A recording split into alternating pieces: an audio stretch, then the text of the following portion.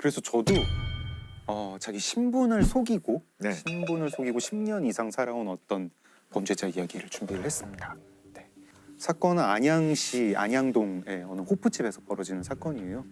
1997년 4월 11일 그때 28살짜리 어느 술 취한 남자 손님이 그 호프집에 있었는데 이 남자 술이 너무 많이 취했어요.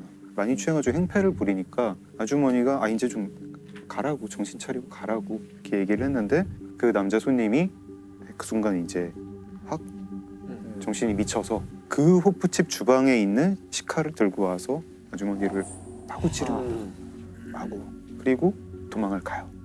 처음에는 그렇게 어려운 사건인 것 같지가 않았어요. 그 현장에 뭐 맥주병이나 뭐 그런 칼 같은데 지문이 있고 그 남자가 쓰던 등산 스틱도 있었다고 해요. 지문이 있으니까 금방 잡겠지 하고 그 남자의 집을 찾아서 급습한 게 이틀 뒤였다고 합니다. 네.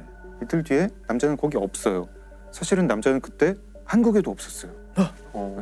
벌써 이틀밖에 안 되는데. 네, 이 남자는 1991년에 미립국을 한 중국 동포였어요. 중국 동포였는데 예, 한국에서 이제 전기 설비 공사를 하면서 돈을 벌었다고 해요.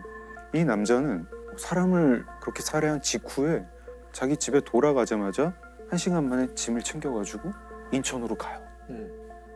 인천항에 이제 출입국 관리소가 있거든요. 거기 갑니다. 가서 죄송합니다. 제가 불법 체류자예요.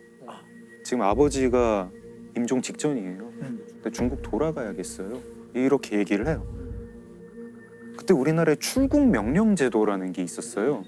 불법 체류자가 와서 자기가 불법 체류자인 거를 고백을 하면은 과태료만 조금 매기고 보내주는 돌아가게 해줘요. 네. 어떻게 보면은 이 남자의 도피를 한국 정부가 도와주는 거예요. 그러네. 야, 근데 허망하게 빠져나갔네요. 허망하게 빠져나갔죠. 중국에서 뭐 이것저것 또 뭐 사업을 하면서 있었다는데 잘 안 됐나 봐요. 네네. 그래서 다시 미립국을 합니다. 또 미립국. 또 미립국을 해요. 야.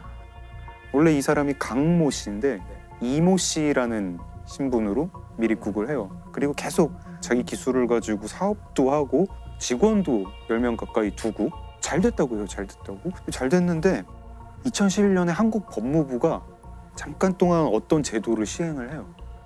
재외동포 고충 해결. 불법 체류자가 자진 신고를 하면 외국인 등록을 해준다.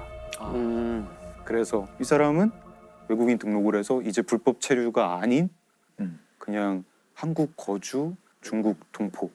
신분 세탁을 한 거네요. 신분 세탁을 한 거죠.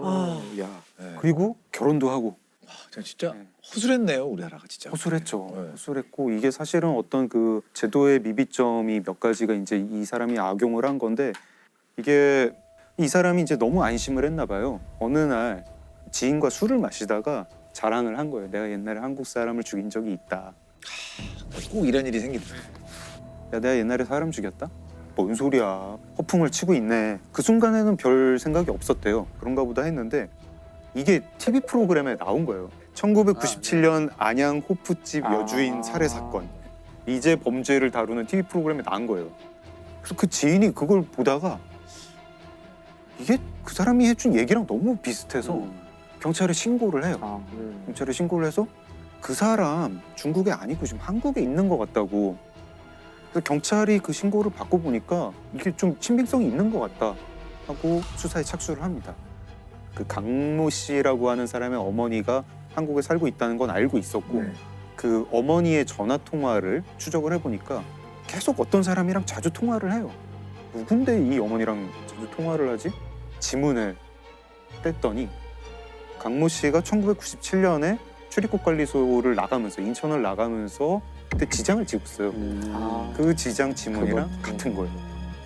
그래서 체포를 했고 그럼 거의 20년 가까이 지난 거네요? 네, 19년이 지난 거죠. 그 살해 사건으로 97년에 살해를 했고 그 사람이 자랑을 한 게 2016년 5월이에요. 이제 강모 씨라고 해야 될지 이모 씨라고 해야 될지 이 범인은 자기 진짜 생일도 까먹고 그러고 살고 있었대요. 체포가 됐고 처벌 받았겠죠? 처벌 받았죠. 징역 13년형을 받았는데 살인을 저지른 강 씨가 국내에 있다는 제보를 받은 경찰은 지장을 역추적한 끝에 수원에 살던 강 씨를 건간 겁니다. 정말 죄송합니다. 죽을 죄를 냈습니다. 글쎄요. 근데 저는 이렇게까지 신분 세탁을 해서 대한민국에서 20년을 가족을 이루고 살았다는 굉장히 충격적이네요. 미국에는 가끔 이런 일들이 있잖아요. 뭐 그렇죠. 주만 벗어나서 네. 완전히 다른 사람으로 사는 경우. 우리 뭐 미국 드라마나 영화에서 흔히 나오는 반전이잖아요. 사실은 뭐 피해자인 줄 알았던 사람이 사실은 범인이었고 뭐 피해자 행세를 한다든가 이게 되게 이제 흔히 나오는 틀인데 한국에서 쓸 수가 없어요. 한국 범죄 소설 작가는 이걸 트릭을 쓸 수가 없는 게 주민등록제도 때문에 그렇습니다. 주민등록. 개인 고유 번호죠. 주민등록번호를 바꾸게 된 것도 되게 최근이에요. 2017년부터 바꿀 수 있게 됐고 그전에는 바꿀 방법도 없었고 지금도 뭐 바꿀 수는 있다고는 하지만 굉장히 어렵습니다. 그리고 그 주민등록증 받을 때 10손가락 지문은 다 찍고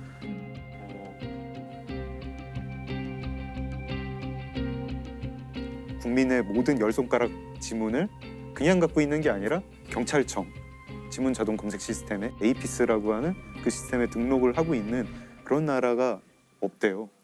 이렇게 경찰서에서 산부인증 피해자들 오면 일단 주민조회라는 걸 하거든요. 성명 주민번호를 넣으면 내 지문번호가 나와요. 그래서 그걸 가지고 대조를 하게 돼 있어요, 항상. 왜냐하면 60년대 후반까지만 해도 어떤 일이 있었냐면 우리나라에 그 당시에 막 주민등록증이 생겨나면서 가서 야 동사무소에서 와서 지문 찍고 가래 하면 형이나 누나나 언니가 야, 내 것도 찍고 와 그러면 두 개가 있었어요. 그렇게 해가지고 그걸 정리하는 기간이 있었어요. 심지어 그래서 옛날 분들 보면 왜 군대 2번 갔다 왔다고. 맞아요. 동생 대신 형 대신. 이게 언제 시작이 된 건가요? 이게 아는데. 네. 자, 정답은? 이게 맞출 것 같아요, 제가? 그 옛날에 김신조. 맞아요. 네. 아, 진짜? 김신조가 청와대 습격 사건 했을 때 번호를 부여하고 이걸 통제해야겠다 그래가지고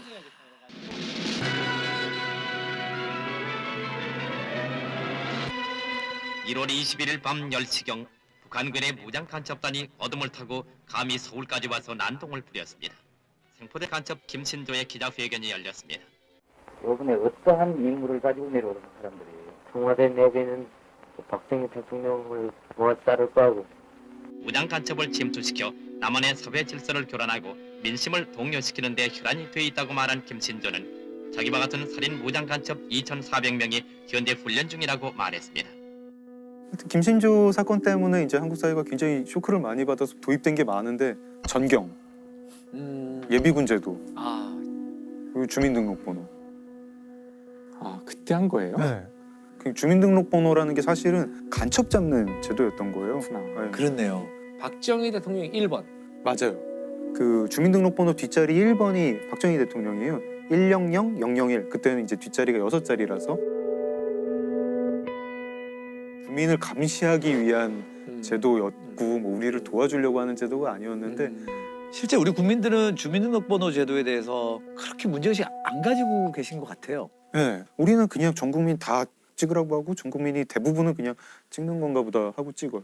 일단 범죄 수사나 이쪽에서는 상당히 긍정적인 면이 많을 수도 있는. 긍정적인 면이 있죠. 그렇죠. 근데 우리는 그것이 바로바로 추적이 되니까 도움을 줬기 때문에 모르겠어요. 평가가 약간 좀 갈리는 것 같아요.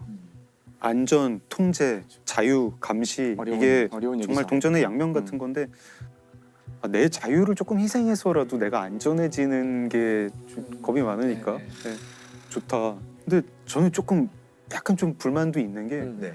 국가가 그러면은 그거를 굉장히 잘 관리를. 관리를 해주느냐. 최근에도 그 이석준 그 맞아요. 케이스가 그렇죠. 네. 이제 공무원이 2만 원을 받고 정보를 그러니까요. 흥신소에 팔아서 너무 되게 되죠. 어이없는 네. 일이더라고요.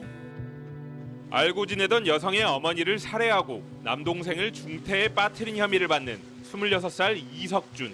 피해 여성의 집 주소가 알려지는데 정보원 노릇을 한 건 수원시 권성구청의 공무원인 걸로 검찰에 따르면 공무원 A씨는 흥신소 직원 B씨가 준 피해 여성의 주민번호로 집 주소를 알아냈습니다. B씨에게 넘어간 주소는 흥신소 몇 군데를 더 거쳐 이석준의 손에 들어갔습니다. 고작 2만 원을 받으려고 공무원이 넘겨준 개인정보가 끔찍한 범행으로 이어졌던 겁니다.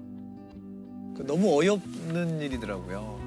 한국의 그런 개인 정보라는 게 큰 덩어리의 데이터베이스가 돼가지고 불법 마케팅하는 곳, 뭐 스팸 메일 보내는 곳, 흥신소 이런 데서 돌아다니고 있고 또 너무 쉽게 이걸 요구를 해요. 무슨 인터넷 사이트만 들어가려고 하면은 전부 동의하게 돼 있죠. 네, 동의하고.